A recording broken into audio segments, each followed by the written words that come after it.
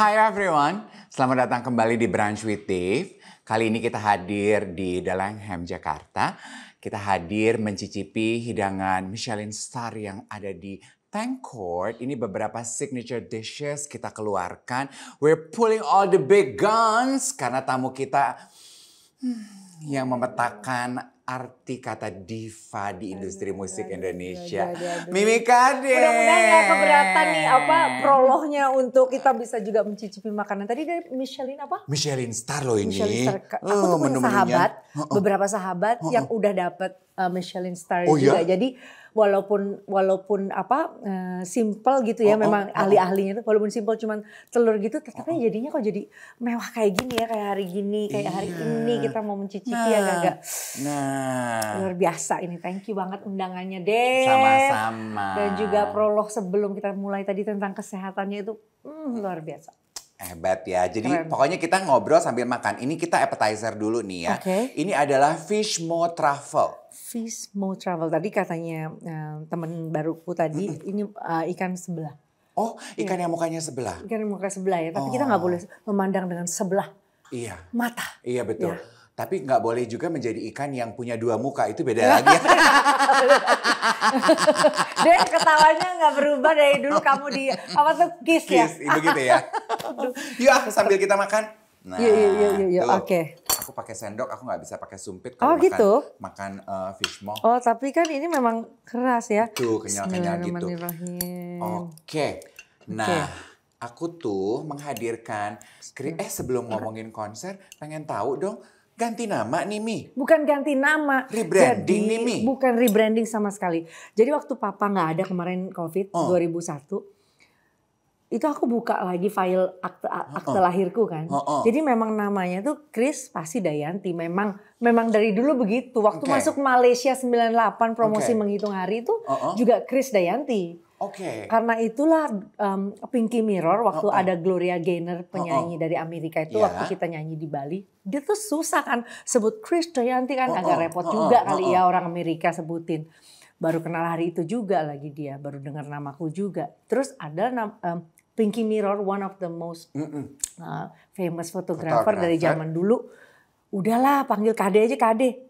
Maksudnya inisial aja gitu kan semua lebih ringan gitu loh. Tapi memang di samping itu dulu tuh memang Kris Dayanti gitu. Nah waktu aku masuk Warner Music mungkin juga untuk alasan simple dan lain-lain jadi Kris Dayanti. Nah waktu Papa meninggal ya bukan untuk mengenang atau apapun tapi lebih blessing karena masih diingatkan sama Tuhan untuk mensyukuri nama itu kan doa dari Papa sama Mama gitu kan. Jadi Papa waktu itu lagi pahat ya kan keluarga Papa Nasrani, Papa udah convert ke Muslim tapi tetap bikin patung dan lain-lain lukis. Jadi waktu itu lukisan salibnya itu ada kilat jadi Kris Daya jadi kayak dapat dua kekuatan perempuan lah gitu ceritanya Kris Dayanti. Jadi powerful ya. Nah jadi ya jadi seperti remind lagi artinya, tapi nama aslinya memang gitu, Kris Dayanti. Karena setiap masuk ke negara orang ditanya, your family name Kris Dayanti, no, Kris Dayanti. Jadi dua gitu. Tapi kalau sampai hari ini ada yang tetap manggil Mimi Kade, masih nggak apa-apa dong? Nggak apa-apa. Nggak apa-apa ya. Enak ya? Sorry makan. Ayo yuk makan. Nah, bicara mengenai kekuatan sebagai seorang perempuan. Sebagai seorang ibu, sebagai seorang perempuan, sebagai seorang penyanyi, perjalanan karirnya juga udah panjang banget kan. Mimi Kade ini, menurut Mimi Kade apa sih yang menjadi sumber kekuatan utama dari dirimu? Kadang kalau kita ada rasa capek atau mungkin sakit, yang orang merasa nggak tahu mau ngapain dengan pencapaiannya yang sudah sebegitu maksimal. Kadang kita ada lelah dan lain-lain, tapi saya tahu itu sebetulnya bisa jadi itu posisi kita ini adalah cita-cita orang lain juga. Masa kita nggak bersyukur sih? Jadi saya nggak tahu, mungkin karena nama juga. Jadi saya selalu punya turbulence untuk semangat itu. nggak ngerti dari mana. Tapi saya selalu syukuri bahwa I've been through panjang gitu kan dengan dinamika naik turun dan lain-lain. Tapi aku nggak merasa bahwa saya masih patut untuk layak dihargai atau layak. Tapi saya patut menghadirkan diri saya dengan kekuatan itu di setiap fase-fase hidup saya. Jadi dinikmati dengan punya terus daya juang. Jadi ya semangat terus aja gitu. Okay. Karena saya buat untuk menjadi baik bukan karena sesuatu, karena ingin dihargai, karena ingin mendapatkan pencapaian. Kayak saya sekarang di politik juga kan nggak meninggalkan saya nyanyi, tapi menambah karir. Supaya apa? Supaya nggak pikun, supaya saya nggak mau mama saya yang powerful terus tiba-tiba sakit karena ketidaksiapan mentalnya mama, akhirnya harus masa tuanya juga jadi harus merasa useless. Saya pingin dalam doa-doa saya, ya Allah berikan saya jauhkan saya dari kemalasan di hari tua, itu penting.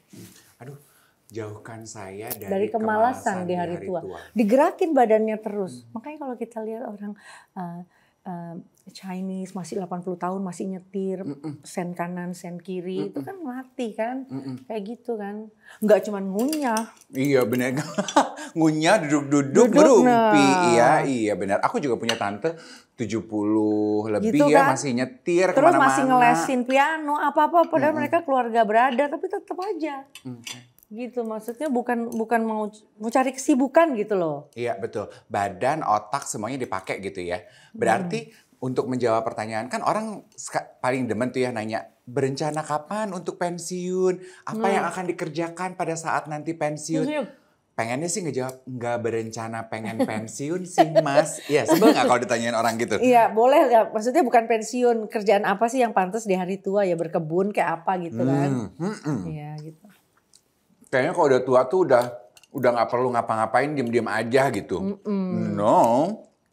Pinginnya kan kayak ya manfaat terus. Banyak tante-tanteku yang justru mereka ahli matematika dan lain-lain malah ngajarin cucunya. Anak-anaknya sepupu-sepupu aku nih percaya sama mamanya bisa ngajarin cucu-cucunya. Aku pun juga begitu. Sekarang bersyukur banget. Aurel bisa diskusi tentang dokter kulit untuk Amina. Mi kayak tadi pagi, ini Amina nggak mau ganti susu, teriak-teriak, nangis-nangis.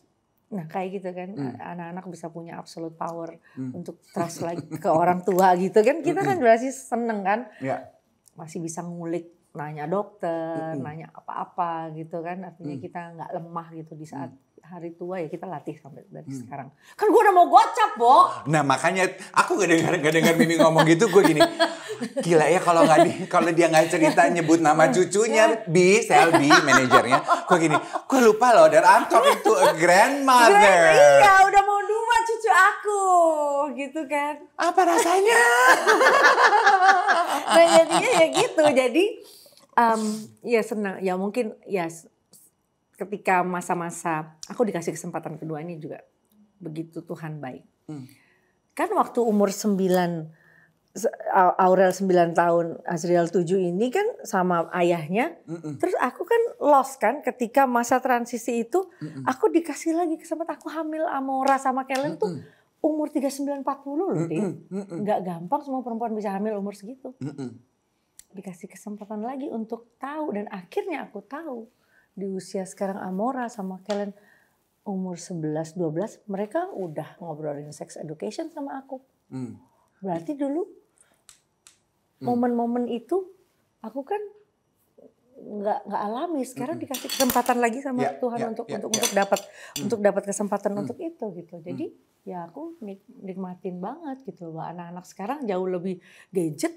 Daripada mereka cari tahu-tahu sendiri, aku layanin Pillow Talk yang ngomongin we are talking about sex education tentang teman-temannya yang udah berubah pikirannya, mami wise F-words gitu gini. Ya kalian tetap kultur budaya, budi pekerti dan lain-lain itu kita nggak pingin anak-anak kita baca tetap gitu. Bukan masalah aku Javanisme ya Dave, cuman maksudnya aku pingin anak-anakku juga kultur, budaya, tata krama dan segala macam itu tetap ada gitu. Ada yang arogan dan lain-lain. Biarin anak-anak tetap punya sopan santun, itu tetap dari masifnya orang tua untuk bisa kasih. Aduh, itu menarik banget ya.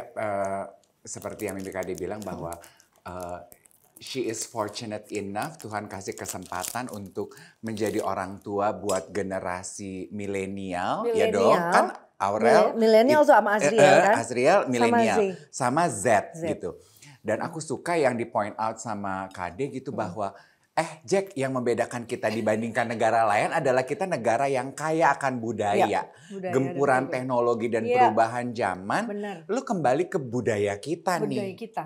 Dan sampai sekarang kan bahwa ada beberapa 9 pekerjaan yang akan diganti oleh artificial intelligence dan lain-lain. Saya yakin tetap rasa yang dibutuhkan. Rasa, menyentuh, empati, terus membantu sesama. Kadang kita doa, ya udah kita nggak dapat pertolongan, at least anak-anak kita yang dapat pertolongan. Pertolongan itu banyak, Amora, Kellen. Ketika kamu ngantri, oh ini anaknya Bu Kade sama Pak Raul, tapi diduluin contohnya. Makanya berbaiklah terus sama membantu orang. Contoh-contoh kecil kayak gitu, empati. Kalau gitu pengen tahu dari pengalamannya Mimi Kade nih, apa yang sudah itu kan yang tetap harus dijaga budaya, yang udah nggak applicable dalam mendidik anak dulu millennials, sekarang mendidik si Z itu udah nggak bisa dikerjain tuh, Jack. Kita nggak bisa paksa anak, misalkan mereka sekarang tuh udah yang pulang sekolah kerjain tugas gitu, nggak bisa ngajak terus tiba-tiba duduk bareng. Dulu, oh mami aku masih ada tugas gitu, ya ikutin, gitu kan. Jadi kita juga harus lebih berbesar hati bila mana kita nggak dilibatkan di kegiatan anak-anak. Jadi jangan kita terus juga paksa, terus oh nggak bisa, terus tetap mau maksa apa yang orang tua mau, nggak bisa. Kita harus ya selain berdamai tapi juga diskusi. Kesentil banget. Ya tidak boleh memaksakan diri apabila tidak dilibatkan dalam kegiatan anak-anak. Karena aku kan punya ponakan ya, itu juga Z ya. Aku lihat kan di Instagram kamu. Dan kan kenapa aku udah gak pernah disertakan lagi? Ya nggak boleh maksa. Apalagi kan sekarang kan mereka lebih live gitu kan, misalnya ngomongnya lebih terbuka gitu. Tapi sometimes aku tuh kayak Azriel, dia punya dia tuh orangnya lembut gitu ya, sensitif, tapi dia peka, terus membutuhkan saya di waktu-waktu yang kadang-kadang ngagetin gitu kan. Misalkan kita nggak chat setiap hari, tapi ketika Mimi tolongin ada teman-teman Jill nyari tiket Mimi nih tiket konsernya habis ya gini-gini. Jadi ya meleleh nggak hati dengar gitu. Dan baca itu meleleh nggak? Iya jelas gitu. Karena memang anak ini, ya anak-anak sekarang lah 9-10 aja dikis di depan teman-temannya udah malu kan. Gitu, apalagi yang seumuran Jill gitu. Gitu. Jadi ya terus kalau dalam satu ruangan, terus aku lagi latihan reading, terus ada yang salah, Mami salah gitu, ngomongnya yang bener gini. Enhance gitu, bahasa Inggrisnya lebih bener anak-anak maksudnya dari. Bener. Dulu perasaan kita kita jago banget ya begitu ketemu generasi mereka. Ciut juga mereka sebenarnya. Mereka tuh kayaknya nggak yang belajar getu, tapi mereka sangat-sangat ini ya related sama kehidupan kita, dan belajarnya juga asal terlihat santai tapi mereka tanggung jawab. Menutup sesi 1 ini sebelum kita pindah ke hidangan berikutnya. Ini belum. Oh iya, nanti pas kita di-cut kita lanjutkan ya, dihabisin dulu. Menjadi the older generation, apa menurut Mimi Kade? Aku senang lahir di generasi aku karena aku bisa merasakan ... Bahwa semua pekerjaan itu nggak ada yang instan. Everything with the process. Apa sih Dev? Mantep, matep, karep. Ya bener kan Dev, kalau dulu gila kita mau ikut lomba Asia Bagus, naik Metro Mini. Bang naik banyak Metro Mini dan apa segala macam. Kalau sekarang kan semuanya yang baru-baru aja asistennya udah banyak gitu ya. Tapi artinya gini, Aku kepingin bahwa, tapi aku percaya kalau semua tuh berputar. Artinya kayak kaset, habis kaset CD, nanti vinyl, nanti ada pita ini, nanti balik lagi ke kaset. Masih sistem-sistem itu nanti akan berubah kok, akan mengulang lagi. Makanya aku tuh seneng ada di generasi yang masih masih hadir, bisa, dan alhamdulillah ketemu sama anak-anakku yang juga ada di industri, ketemu ngobrol sama mantuku. Oh Mimi tuh dulu begini ya, dia nggak tahu konser-konserku. Sekarang dia bisa jadi AHA, bisa jadi organizer di konser ini, yang buka-bukain konsernya Mimi yang dulu-dulu tuh Aurel. Mimi tuh pernah bikin konser begini. Makanya ngomong sama Pak Erwin Gutawa, kita tuh bikin orang tuh dikasih inget lagi bahwa kita tahun 23 tahun yang lalu kita pernah bikin konser tuh yang keren. Was it 23 years ago? Tahun 2001 aku udah bikin konser yang udah dua gitu. Nah sekarang tuh jangan bikin konser yang asal, terus cuman rigging, terus ada lagi tadi pagi lihat iklan, terus ada yang IO-nya belum bayar sound lah, terus marah lah orang apa segala macam. Jangan gitu, bahwa di industri hiburan kita juga put trust gitu kan, supaya orang tuh dapat hiburan, tidak hanya matanya yang dihibur tapi telinganya, hatinya, soundnya, semuanya harus bagus gitu. Jangan cuman asal-asal gitu. Istilahnya kan 360 experience zaman dulu udah melakukan itu dong berarti ya. Bukan untuk terus tiba-tiba mau nge-grab yang mudah harus tahu apa yang kita lakukan, enggak. Yuk kita sadarkan kembali. Oke, abis ini kita mau bahas konsernya karena biar bagaimanapun monumental loh konser Krisdayanti, at least on my personal life, karena itu konser artis pertama yang aku hadiri. Iya loh Dave, thank you ya. Kamu masih tipis, tipker.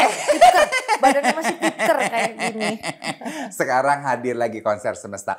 Jangan kemana-mana, kita nikmati dulu hidangannya. Thanks, kita akan kembali. Oke? Kita lanjut ya. Kita ingin menikmati ada white turnip. Mimi Kade memilih untuk menikmati pasti winter melon soup. Tuh, masih anget-anget. Aku mau ini crab shell. Yuk kita nikmati ya. Tuh, coba siapa ya? Enak? Cocok? Cocok. Cuman tadi katanya jangan es deh minumnya. Iya toh. Apakah karena mau konser jadi menjaga? Iya, jadi memang kalau es tuh kan dia lebih bikin jadi resistance gitu keras gitu otot-ototnya. Jadi kalau bisa makanya tuh, pantesan dulu pernah lihat ada artis minta AC-nya dimatiin gitu karena memang harus anget kan. Kita pengen langsung dong di spill the tea about persiapan Mimi Kade untuk konser Semestanya ini. Aduh. Pre-sale tiketnya pertama kali ditawarkan udah langsung ludes ya. Walaupun kekuatan teknologi ya. Ikut tren war tiket. War tiket loh, aku bilang aduh nggak usah war-waran kalau nggak ini loh, nggak taunya emang bener. Kemarin kan lagi nggak di Jakarta, jadi emang dikasih tahu sama adik-adik sama manajemen gitu. Semua langsung pang-ping. Susah cari tiket lo, kenapa sih perang? Masa sih? Nggak sangka juga gitu. Jadi ya seneng lah. Begitu apresiatif, begitu semangat dan hangat sambutannya gitu ya. Itu penting karena memang ya like we do recalling to semesta, so universe semesta. Iya dong, kapan badan kita bisa tunduk sih untuk berterima kasih bahwa kita dikasih alam yang begitu baik. Nggak gampang loh kita keluar dari pandemi kemarin, ya kan Dave? Gitu. Jadi ini bentuk rasa syukur. Kok ya pas tuh celebrating 33 tahun. Lalu juga kemarin itu dari fraksi saya nanya, Mbak Kade kapan nih bikin konser? Terus saya bilang, saya kan masih tugas, maksudnya emang boleh gitu? Ya boleh dong gitu. Salah satu Trisakti Bung Karno berkepribadian dalam kebudayaan harus terus tumbuh. Bahwa saya dikasih satu apresiatif dari PDI Perjuangan bahwa Kade memang nggak bisa, orang udah nggak bisa setengah lagi memandang Kade hanya sebagai penyanyi, sebagai politikus, tapi penyanyinya dia tetap solid gitu, maksudnya tetap ultimate. Ya udah, artinya kan dari pimpinan-pimpinanku masih memberikan lampu hijau, apalagi Mbak Puan juga kita tahu dia seneng juga kan nonton konser gitu, kemarin nonton di Singapura, jadi ya seneng lah semua sepertinya diamini, direstui jalannya sehingga bisa membuat konser raya event, bisa membuat konser ini kembali gitu. Bukan berarti nggak bisa percaya sama orang, tapi kan ya kalau memang kita bisa berlatih untuk membesarkan milik kita sendiri, kenapa enggak? Dan alhamdulillahnya kita bisa juga bergandengan tangan dengan orang-orang yang memang hebat dan kreatif di bidangnya masing-masing. Jadi kalau dibelah-belah tuh irisannya tuh orang-orang lama, tapi kayak misalkan dulu saya Erwin Gutawa sama Jay Subiakto. Sekali ini aku gandengnya Gita Gutawa gitu, supaya ada perspektif anak-anak muda gitu. Jadi dia anak muda tapi bisa ngomong tante Kade kayaknya nggak perlu begitu, nggak usah kebanyakan. Jadi begini nanti segini aja gitu takarannya. Tapi tetap kita ngobrolin juga sama Ria Sirjono, art directornya. Show directornya masih Mbak Inet Laimena. Tapi dari yang mapping, video mappingnya apa namanya? Multimedianya yang biasa kita ini kita gunakan yang muda, kita pingin adjust, tapi tetap nanti aku aja masih penasaran gitu ya, apa karena laguku sampai mati aku jadi penasaran. Jadi harus penasaran terus. Artinya itu bisa bikin keseruan gitu ya, untuk tetap terus semangat, untuk terus bahwa setiap hari ada hal baru untuk konser ini. Walau sudah mengantongi pengalaman puluhan tahun, 33 tahun, masih deg-degan gak sih Mi? Mau bikin konser itu begini? Normal. Sangat normal kalau kita mau deg-degan, tapi kalau dipikir lagi sayang kan. Kalau materi yang kita udah latih, dengan kesiapan yang step-stepnya udah kita jalani, terus hilang hanya karena kita deg-degan. Sebenarnya nggak ada yang membuat hal deg-degan itu kalau kita emang udah rapi. Gitu. Nah prosesnya itu makanya kita latih. Ada rehearsal, ada dress rehearsal, ada kita ngitung durasi antara quick change, larinya ke belakang panggung dan lain-lain, itu udah biasa dilakukan sama teman-teman juga sih ya. Hanya karena memang di G-Expo Theater ini tempat pertama buat aku. Jadi larinya ke belakang dan lain-lainnya itu kita harus hitung.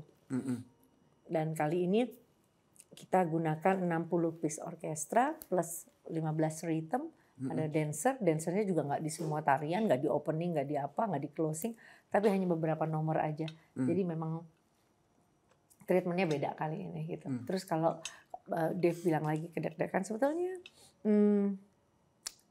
kita orang-orang panggung tuh biasa untuk manajemen risk dan manajemen ini ya.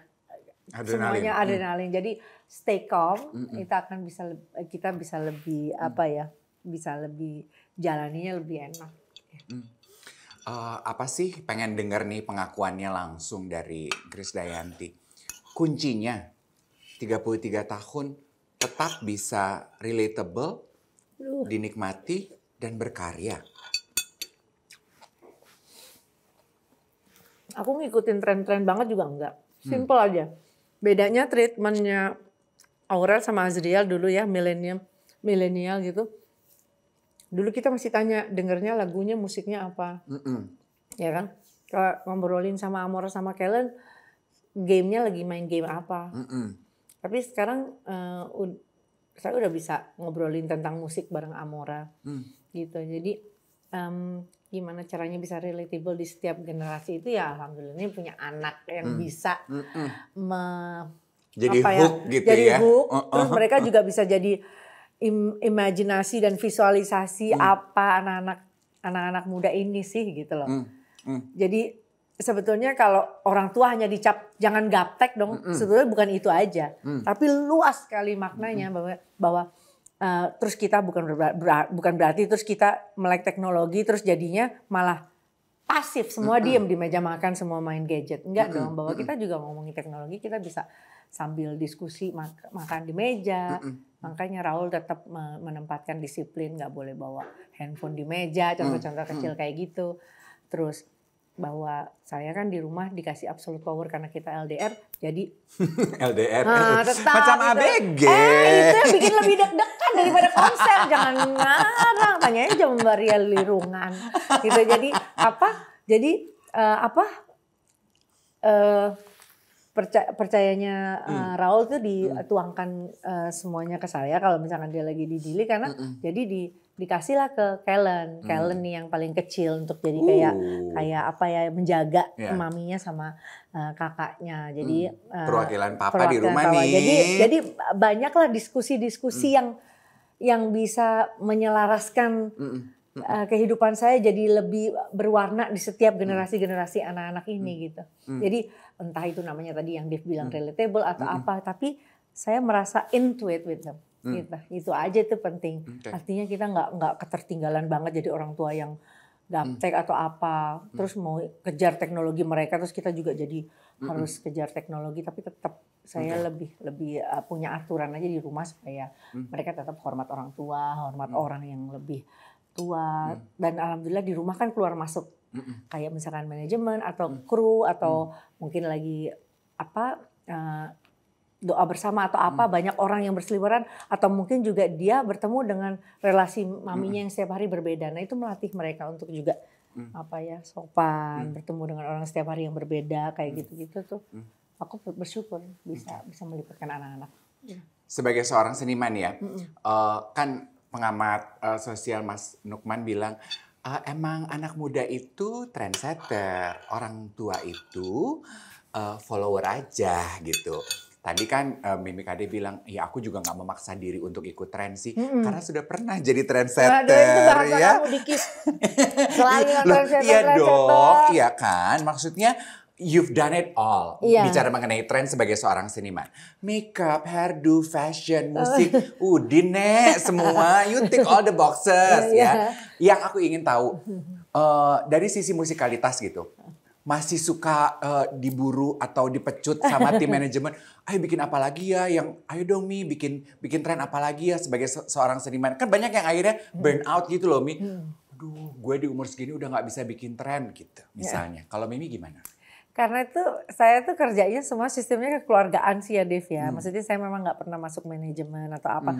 Paling sekarang aja karena biar tambah surrounded sama anak-anak. Jadi saya dengan Mbak Selby kan udah 30 tahun ya, sama kayak Dev sama Mbak. Tapi saya juga masuk manajemennya Viral. Viral itu punyanya AHA, punya anak mantu.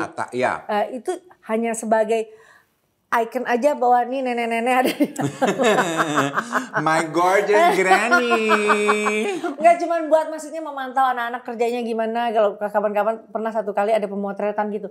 Ayo lelet, jangan pada lelet ya gitu. Jadi mami yang bikin supaya mereka disiplin, supaya kerjanya speednya lebih tepat. Dan mereka sangat appreciate dan menghormati miminya gitu. Jadi Mimi bisa dibilang buat contoh juga di situ.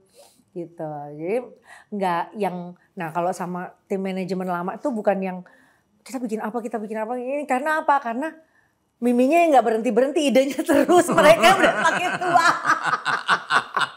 Ya, yang Jamal yang baju juga udah lodoh. Sementara miminya keinginannya tidak berhenti. Justru itu kuncinya dong. Gitu ya. Iya, jadi kitanya jangan nunggu gitu. Jadi memang aku kasih semangat dong. Doi dong biar masuk kan. Iya, itu that's the key. Jangan cuma nunggu. Ya, itu. Karena kita bukan manajemen kayak di luar negeri, Dev. Ya. Mereka masih melihat apa yang terakhir kamu lakukan baik. Iya kan? Kayak pakai aja Dev. Dia nge-MC di ini masih bagus apa segala macam. Beda kalau di luar negeri kan ada tim castingnya gitu yang khusus gitu. Walaupun artis tua tetap mendapatkan judul film, tetap dapatkan ini. Kalau jangan sampai semakin tua semakin tidak terpakai. Tapi maksudnya ya kitanya yang apa ya. Terus ini nggak malu untuk dan mau bekerja dengan anak-anak muda. Terus apa sih yang menurut mereka pantas buat saya referensinya apa segala macam gitu. Tuh ya, beda deh ya seniman-seniman kita itu cara kerjanya belum ngejar kalau mau seprofesional seniman-seniman di Amerika di luar negeri sana. Kita tuh masih dinilai dengan pekerjaan terakhir kita gitu ya. Jadi make sure apa yang terakhir kali kita kerjakan tetap selalu Iya bagus dan prima, terus orang juga kenang gitu kan, karena mereka akan ya kembali dari mulut ke mulut komunitasnya gitu. Oh tadi Kade show-nya gini bagus deh gini. Jadi ya udah pertahankan, yang terakhir kamu buat itu tetap terbaik. Yang terakhir kamu buat, pertahankan, pastikan itu yang terbaik. Setelah ini kita pengen tahu dong bocoran ya untuk konser semesta. Nama-nama desainer penampilan seperti apa sih yang akan kita saksikan di atas panggung? Nah ya pas, kita ganti dish, kita cicipi, udah ada lobster, ada Aduh, ini daging yang apa ya? ini enak Short banget ribs ya? loh. Nah tuh ya. Nah abis ini supnya ganti yang ini dong, diicip sedikit aja Mi, boleh ya? Tuh, oke, we'll be back. Oh my, ini crab shell ini enak sekali. Habis. Mimi Kade mau menikmati lobsternya. Lobster. Aku dikasih tahu katanya penampilan untuk konser semesta nanti juga dari sisi fashion nama-nama yang terlibat menarik-menarik.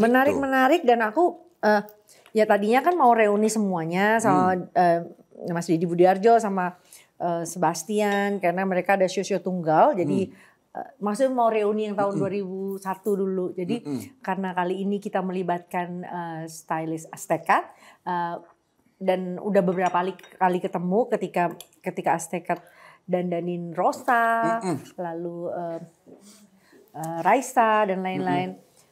Bukan mau merubah, tapi ibaratnya waktu pertama video call aja aku dengan Fanny Azteca itu, dia bilang, aduh tunggu mau video call. Oke, dia pakai bando bling-bling apa segala macam. Karena signature-nya Mimi itu di mata mereka semua udah mungkin glamour dan lain-lain. Jadi dia mengarahkan desainer-desainer baru, bukan desainer muda yang dia yakin bisa dress up KD dengan style kekinian, ya, bukan tidak bisa dilakukan oleh desainer senior yang lain, tapi mungkin sentuhan-sentuhan anak-anak muda ini kan, gitu. Tapi mereka anak-anak muda, tapi yang ternyata waktu ketemu mereka tuh dengerinnya lagu-lagu aku dan lain-lain gitu. Jadi ya mungkin ya nggak perlu butuh waktu lama lah untuk mereka merasuk, bikin sketch, kan pasti kan mesti ini kan. Seorang Tex Savario aja terus tiba-tiba waktu kita fitting ya, dia tuh bikin kayak dramatis gitu. Jadi ditutup sama curtain, itu pas aku masuk, terus dibuka, dibikin kita surprise gitu. Terus waktu fitting harus pasangin lagu sekuen partnya lagunya dia. Jadi lagu yang pas konser. Jadi biar merasuk, biar mendalami, menjiwai gitu. Dan berat ya, 20 kilo untuk cape-nya aja. Gitu. Nah itu kan perlu latihan. Kita sih sementara baru Tex Savario aja yang fitting. Untuk Yogi, untuk Meiti, dan juga untuk Didi Budiarjo on progress. Oke, on progress. Kalau bicara fashion moment memang ya Krisdayanti sebagai seorang seniman masuk ke dalam jajaran popstar buat kita ya. Di generasi manapun kita masing-masing punya image Krisdayanti itu glamorous gitu ya. Kalau biggest fashion moment buat gue to the nine dandanan Krisdayanti. When you mention the name Krisdayanti, image itu yang muncul di kepala saya. Eddie Betty deh kalau nggak salah ya. Mimi pakai ball gown hitam yang press di atas, dia itu belt. tahun berapa ya? Ya itu tahun berapa ya? Itu impeccable. Aduh, Eddie Betty ya? cari fotonya dong. Ya, yang mana Eddie ya? Betty ya. Aku mau cari. Ada kok di buku Ye. Nah, tapi Pak Eddie Betty kita hubungin juga karena waktunya nggak pas. Sebetulnya mungkin bisa kerjasama. Terakhir kerjasama sama Eddie Betty itu fashion show-nya Aqua Berlum Yung. Ya. Bicara mengenai fashion, apakah Mimi Kade merasa ada perubahan gitu? Dulu sukanya begini, sekarang aku udah nggak suka begitu, atau justru nambah sukanya piye? Ya kan relatif ya. Saya punya pasangan. Pasangan kita tuh kan akan lebih bangga kalau yang mendampingi dia itu tampil rapi. Rapi nggak perlu mahal. Rapi itu jadi menurut Raul tuh rapi itu aku tuh nggak boleh pakai baju gombor-gombor. Nah kadang kan sekarang trennya lagi yang loose, celana yang panjang apa segala macam gitu kan. Jadi style Korea gombrong gitu. Ya, no. Nah gitu. Tapi paling yang celana yang apa ya? Bukan palazzo gitu. Itu masih aku bisa pakai, tapi denims tetap ada di harian karena sekarang ada banyak uniform ya. Kan Senin sampai Kamis kalau lagi waktu sidang ya aku pakai, kalau nggak bilangnya sih itu baju sipil ya, tapi bisa juga outfit suit gitu, tapi yang casual masih pakai yang nggak terlalu berat kayak musim Moduti gitu. Terus kan juga ada di Jakarta. Terus lebih banyak batik. Tapi batiknya tetap shape-nya tuh shape KD, nggak tahu tuh kenapa. Desainer mau desainer Semarang atau desainer Jakarta, desainer Medan, semua udah tahu signature KD. Entah ada shape-nya di sini, entah ada gelembungnya di sini. You have a signature silhouette. Gitu ya. Yes. You have a signature silhouette. Aduh bahasamu deh. Aduh Dan, gimana enak gak lobsternya? Enak. Sedap ya? Sedap. Ini juga bicara mengenai seniman. Karena kan kita merayakan konser semesta 33 tahun sumbangsih Krisdayanti sebagai seniman. Tadi kan dibilang anak zaman sekarang semua serba instan. Pengen dong kasih musuhnya seniman tuh adalah dapatnya gede katanya gitu ya. Nggak diajarin cara manage-nya. Besok-besok bengong kalau nggak dapat segede itu. Lah ya ini terbukti loh, gede bertahan 33 tahun. Gimana sih bisa memanage yang Tuhan kasih? Kalau aku sih dibandingin teman-teman yang lain jauh lah. Ya pas makanya itu nggak ada yang sempurna. Artinya ya kita pasti juga akan dipertemukan dengan pasangan-pasangan yang akhirnya bisa memenuhi itu menjadi lebih solid gitu ya. Artinya suami saya orientasinya bisnis gitu ya. Jadi dia bilang banyak hal yang saya itu karena jiwanya itu udah seniman gitu. Banyak kan nggak enaknya gitu. Kamu nggak bisa begitu. Jadi boleh boleh apa namanya tambal sulam apa ya? Tambal sulam, subsidi silang. Subsidi silang. bahasanya politikus banget. Gue lupa kalau yang ini udah. Boleh. Jadi harus ada yang loose, ada yang dikencengin dikit. Jangan semuanya di loss gitu. Jadi kalau dibandingin teman-teman yang lain yang mungkin lebih banyak savingnya apa segala macam, ya ada, tapi nggak berlebihan lah gitu. Mungkin lebih juga saya mau invest di properti seperti pakaian dan lain-lain. Itu juga penting, banyak yang lupa. Bayarannya udah tinggi tapi mau cari bajunya yang biasa aja deh. Kan klien-klien kita kan juga mau mengharapkan kita tampil. Nggak usah yang mewah yang gimana, cuman ya kan penonton kita atau klien-klien kita kan tahu loh barang ini ada nilainya.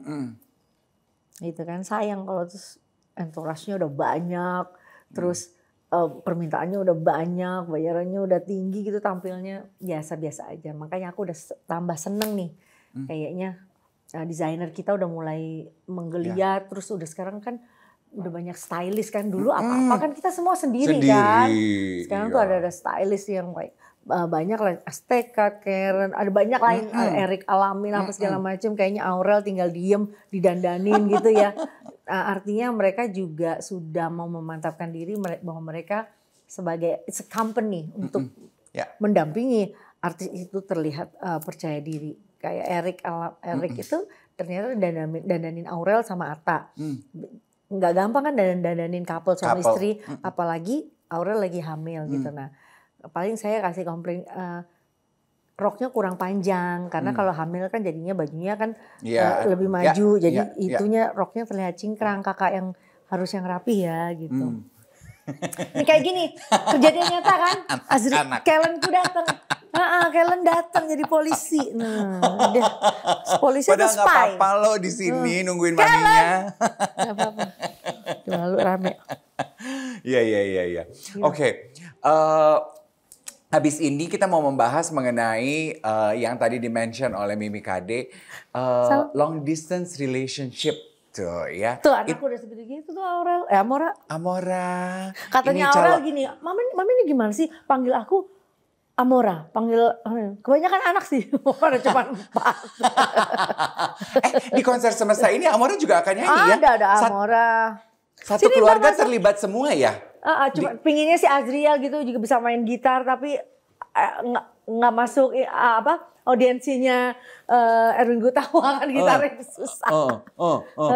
Amora akan nyanyi lagu apa tuh, boleh di-spill nggak nanti di konsernya Mami? Nanti singing lagu Mami yang dari Diane Warren, ada penciptanya. Diane Warren ini penciptanya lagu salah satu Whitney Houston juga, Diane Warren, tapi waktu itu hanya ada di Warner Music, CD-nya yang di Singapura, nggak ada di Jakarta. Tapi kita bikin juga video klip versi bahasa Inggris dan versi bahasa Indonesia. Beberapa orang yang cukup bisa mendengar lagu itu dulu, nah mau dinyanyiin lagi sama Amora, judulnya Can't Remember. Udah nanti aku rahasianya terbongkar. Iya, jangan kebanyakan di-spill, ditahan. Ya, kita break dulu, kita akan cicipin dessert abis ini sama membahas mengenai how to survive long distance relationship.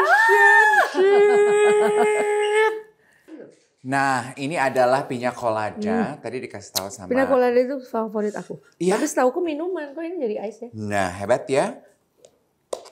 Kita crack karena aku pengen. Kata Fikri di crack gampang. Keras nih Fikri. Iya, kita nikmati dari dalam tuh. Sambil kita nikmati jawabannya Kade, apa sih resepnya di usia segini mampu bertahan LDR? Padahal yang muda-muda yang nonton YouTube-nya Bazar pasti paling gerah ya kalau long distance relationship. Yuk kita belajar sama Mimi. Kalau teman-teman semua yang lagi stay tune di Brunch with Dave ini kan paling kan yang sekolah gitu kan, yang sekolah yang kuliah gitu. Kalau Tante Kade sama Om Raul kan karena Raul kan memang kerjanya di Timor dan dia punya tanggung jawab besar, artinya dia mengerjakan banyak proyek-proyek pemerintah juga, terus juga dia berkecimpung juga untuk kepartaiannya dan memang di Timor Leste perlu regenerasi para pemuda untuk bisa membangun negaranya gitu. Baru 20 tahun merdeka ya gitu. Jadi ia merelakan keputusan bersama lah ya sebetulnya ya. Sebetulnya dari awal itu ada wacana aku diajak tinggal di Bali karena sebetulnya juga kasihan. Karena kan kita 2 kali jalan. Kalau di Bali kan jadi kalau misalkan weekend Raul bisa datang gitu. Cuman aku mikir tuh kalau di Bali tuh aku pikir kok aku nggak punya tetangga ya. Gitu. Semua teman dan keluarga di sini ya. Iya gitu. Ya, padahal pun juga kerja bisa domisili juga. Terus tambah juga di tahun keempat politik ini kan juga aku kan walaupun kerjanya untuk Dapil Malang Raya tapi kan harus kehadiran bentuknya harus di Senayan gitu kan. Jadi memang ya terus Raul juga menghormati, kita komitmen sama-sama dan alhamdulillah dia juga melihat bahwa demand-nya istrinya untuk menyanyi masih cukup besar dan alhamdulillah ya dia mendukung lah gitu. Dan itulah ketika kita diberikan kepercayaan atau bahasanya itu apalah absolute power untuk bisa ini ya karena kita komitmen dan Raul udah trust gitu aja. Tapi bohong lah. Pasti ada gesekan entah itu ya makanya kalau nggak mau ada masalah ya jangan cari masalah gitu kan. Jadi ya kalau nggak mau ada gesekan ya udah nggak usah tanya berulang-ulang gitu. Sementara manajemen udah downer nih show yang di sini gimana? Tar dulu Mbak, gue tanya dulu sama laki gue. Nggak artinya gini loh, maksudnya boleh ambil yang di udah nggak boleh yang di pelosok banget yang jauh. Kalau dulu kan bat kan gitu kan. Oh, I could not forget itu ya. Saya pernah keliling Indonesia bersama ibu yang ini ya. Show pertama yang dia outdoor salah kostumnya pakai jas. Ya ampun. Ini nggak pakai tidur ya. Kalimantan, Sumatera, Jakarta, balik Sumatera lagi. Gitu. Kalau sekarang udah nggak bisa ya. Ya artinya juga maksudnya kan kita aku udah punya pengalaman itu gitu. Walaupun dimana kadang masih diundang di kota yang kecil apa segala macam. Itu sekarang lebih ke perasaan, lebih ke tanggung jawab. iba karena orang pingin melihat lebih dari dekat. Ada kerinduan mau lihat Kade. Tapi juga mereka sekarang kan jauh lebih dekat karena sosmed, ya kan? Kayak mereka tahu nembus ke dapur kita gitu kan, kalau adanya sosmed itu. Gitu. Jadi dengan saya menjadi anggota DPR RI itu terbayar sudah karena kita salah satu tugas pokok dan fungsinya selain legislasi, anggaran dan juga ada pengawasan. Pengawasan itu yang kita datang ke daerah, terus lihat rumah sakit dan lain-lain. Nah, sama aja itu kan kayak aspirasi juga. Ketemu para penggemar juga gitu ya. Yes. Berarti ibu-ibu kalau Anda ya kalau kangen ya itu nambah deg-degan, terus kan bukan berarti LDR nggak ketemu lama. Cuman waktu itu sempat 9 bulan yang ketutup kan karena pandemi. Iya itu lama banget loh. Lama banget itu pandemi aku gitu ya. Walaupun bisa teleponan lihat itu rasanya beda. Dan Raul bukan tipikal suka WhatsApp video call. Nggak seneng dia, nggak terlalu. Itu noted ya dari Mimi Kade. Jangan nanya berulang-ulang kalau berjauh. Nanti di-pop, nggak boleh. Gitu ya udah, kalau yang namanya laki-laki bilang jawabannya terserah ya udah artinya jangan dan stop, nggak usah tanya lagi. Oke. Kalau cowok bilang terserah artinya nggak usah. Kalau berantem berselisih paham siapa biasanya yang duluan minta maaf? Tundukan kita nggak salah juga aku minta maaf duluan. Karena pria kan emang lebih seneng gitu. Gitu. Ibu ya, take note ibu-ibu ya. Walaupun nggak salah minta maaf duluan. Iya kan lebih seneng kan, pria tuh lebih seneng. Kalau kita kalau buat apa sih arogan? Suami kita kayaknya kita nggak usah kencang lagi. Toh nggak ada kebakaran dalam rumah, nggak usah teriak-teriak aja gitu. Walaupun ya, kan? Perempuan kan pengennya ribut ya. Aku nggak, karena gini, Raul kan memang kan secara shape-nya itu kan memang kayak keras gitu, padahal dia lembut. Jadi orangnya bisa diajak lembut, justru dia harus ketemu sama yang lembut. His daughter juga bilang gitu, tante tuh cocok ya sama papa ya. Tante tuh air, jadi bisa mendinginkan. Enggak juga sih Kak, tante juga ini Aries, api gitu. Cuman ya kita harus menempatkan gitu, sepas-pasnya. Kalau suami kita karakternya agak keras ya udah kita selamanya lembut aja. Toh buat kebaikan juga kan. Gitu. Tahu menempatkan diri untuk kebaikan bersama. Ya, aduh deh, nggak cukup deh kayaknya nih ya waktu brunch kita. Nanti berarti kencan kedua sama Kade kita undang ke Marimoto ya. Ada restoran Jepangnya di Langham baru buka nih. Kapan? Nanti kita atur janjian lagi dong. Okay. Jangan nolak ya kalau dicolek basar ya. Mbak Ria, tapi datang dong Mbak Rianya. Tuh Mbak Ria ditagi nih sama tamunya ya. So anyway, kita akan tutup dengan ucapan terima kasih untuk The Langham sama Kade. Good luck. Thank you ya.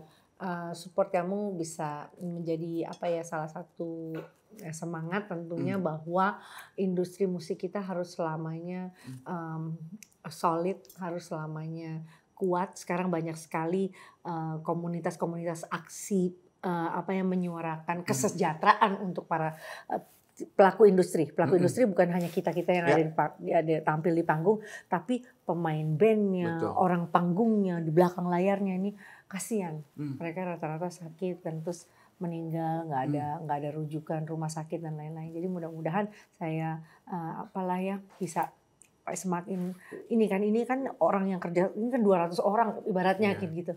Ini kan sedikit banyak meningkatkan kesejahteraan mereka. Jadi mudah-mudahan semakin banyak dan menggeliat juga kegiatan-kegiatan panggung musik di Indonesia. Nggak hanya musik, drama, seni tari dan lain-lain. Mudah-mudahan semakin berkembang. Amin. Best of luck. Thank you everyone. Ketemu dong kita di konser semesta. Makasih ya. Bye everyone.